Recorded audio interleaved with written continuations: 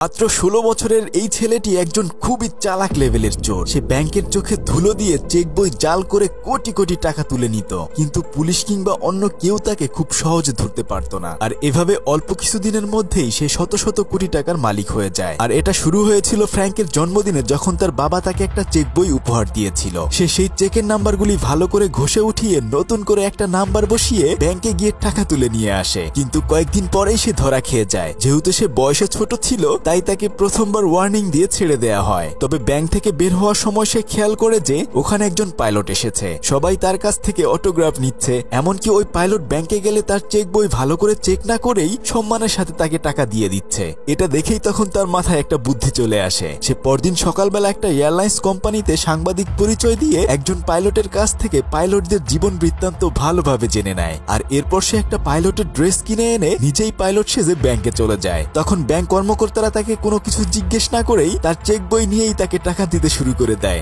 আসলে সেই সময়টাতে ব্যাংকিং সিস্টেম এখনকার মতো ডিজিটাল ছিল না। যেহেতু এখন টাকা তুলতে আর কোনো ধরনের সমস্যা নাই, তাই সে পরদিন বাসায় ফিরে এসে আরো অনেক নকল চেক বই বানিয়ে নিয়ে যায়। আর এর অল্প কিছুদিনের মধ্যেই সে ওই জাল চেক বই দিয়ে কোটি কোটি টাকা ব্যাংক থেকে তুলে নিয়ে আসে। তবে সে একদিন জানতে পারে যে পাইলটরা চাইলেই ব্যাংকে না এসে ও এয়ারপোর্ট থেকেই টাকা তুলতে পারে। তাই পরদিন সে এয়ারপোর্টে চলে যায়। ওখানে একজন রিসেপশনিস্ট তাকে দেখেই বলে, আজকে তো আপনার ফ্লোরিডার যাওয়ার কথা আছে, তাই না? তখন ফ্র্যাঙ্ক চালাকি করে বলে, হ্যাঁ আমি সেই পাইলট। এভাবেই চালাকি করে সে এখন এক দেশ থেকে আরেক দেশে ঘুরে বেড়ায়, আর প্রত্যেকটা দেশ থেকেই অনেক টাকা তুলে নিয়ে আসে। আর সে সেই টাকা দিয়ে 5 স্টার হোটেলে রাজকীয় জীবন যাপন করে। কয়েকদিনের মধ্যেই তার এই চেক জালিয়াতের কথা FBI এর কাছে চলে যায়। একজন FBI অফিসার তখন অনেক খোঁজাখুঁজি করে তার হোটেলের ঠিকানা পেয়ে যায়। রুমের ভেতরে এসে ওই অফিসার বলতে থাকে, ভেতরে কে আছো, হাত উঁচু করো, না হলে গুলি করে দেব। তখনই ফ্র্যাঙ্ক ওখান থেকে বের হয়ে অফিসারকে বলতে থাকে, আপনি দেরি করে ফেলেছেন। আপনি আসার আগেই আমি সেই আসামিকে ধরে ফেলেছি। আমি স্পেশাল ব্রাঞ্চ থেকে এখানে এসেছি।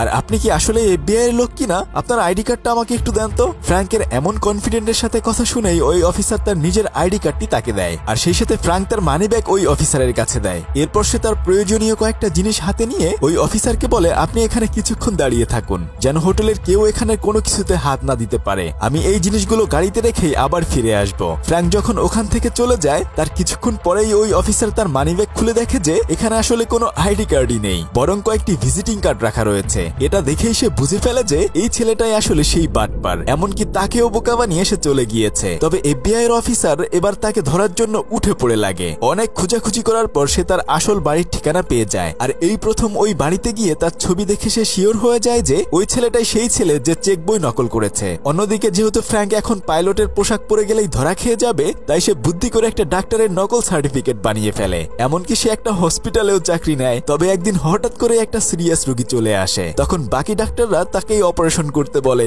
সে তো এবার খুবই বিপদে পড়ে যায়। তবে সে ছিল সবচেয়ে ধাপ্পা বা চালাক একটা ছেলে। সে তখন চালাকি করে বাকি জুনিয়র ডাক্তারদেরকে বলতে থাকে, আমাদের এখন কি করা উচিত। তখন তারা মনে করে হয়তো এই বড় ডাক্তার তাদেরকে পরীক্ষা নিচ্ছে। তাদের সমস্ত কথা শুনে তখন ফ্র্যাঙ্ক তাদেরকে বলে, এসব ছোট কাজ তো তোমরাই করতে পারবে, তাহলে অপারেশনটা তোমরাই করে ফেলো। বুঝতে পারছেন কি লেভেলের বাটপার সে।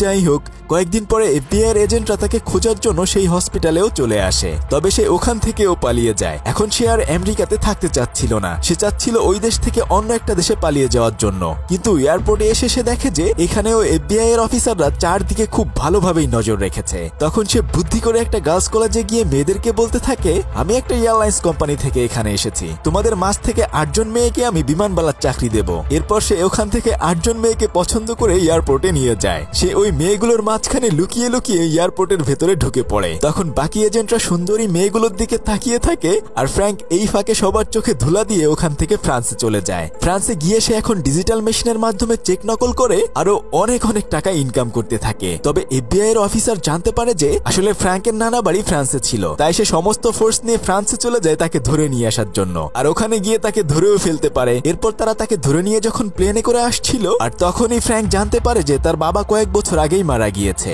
এই কথা শুনে সে বাথরুমে গিয়ে কান্না করতে থাকে। তবে অনেকক্ষণ পেরিয়ে গেলেও সে আর বাথরুম থেকে বের হয় না। তখন ওই অফিসার গিয়ে দেখতে পায় যে বাথরুমের স্ক্রু খুলে সে ওখান থেকে পালিয়ে গেছে। যখন প্লেন ল্যান্ডিং করবে, তখন ওই চাকার ওখান দিয়ে কোনো মতে সবার চোখ ফাঁকি দিয়ে সে পালিয়ে যায়। এরপর সে তার মায়ের সাথে দেখা করতে করতে গেলে দেখে যে তার মা অন্য আরেকটা বিয়ে করে নিয়েছে। আর ঠিক তখনই ওই অফিসার সমস্ত ফোর্স নিয়ে তাকে গ্রেফতার করে ফেলে। এভাবে বেশ কয়েকটা বছর পেরিয়ে যায়। একদিন ওই অফিসার একটা চেক জালিয়াতি নতুন কেস পায়, কিন্তু সে আসলে এটা বুঝতে পারছিল না। তখন ফ্র্যাঙ্ক চেক বইটা হাতে নিয়েই ফটাফট করে সবকিছু বলে দেয়। ছেলেটির এত বুদ্ধি দেখে ওই অফিসার FBI এর কাছে আবেদন করে যে তার সাজা মাফ করে দিয়ে বরং তাকে যেন চেক জালিয়াতির এই টিমেই চাকরি দেয়া হয়। আর এরপর তারা দুজন মিলে আমেরিকার প্রায় 27টি চেক জালিয়াতির মামলা সমাধান করে ফেলে। আর এভাবেই সে একজন বাটপার চোর থেকে ভালো একজন FBI এর অফিসার হয়ে যায়। আপনারও এমন ভালো কোনো ট্যালেন্ট আছে কিনা অবশ্যই ঝটপট কমেন্ট করে জানিয়ে দিন। ভালো থাকুন সবাই, আল্লাহ হাফেজ।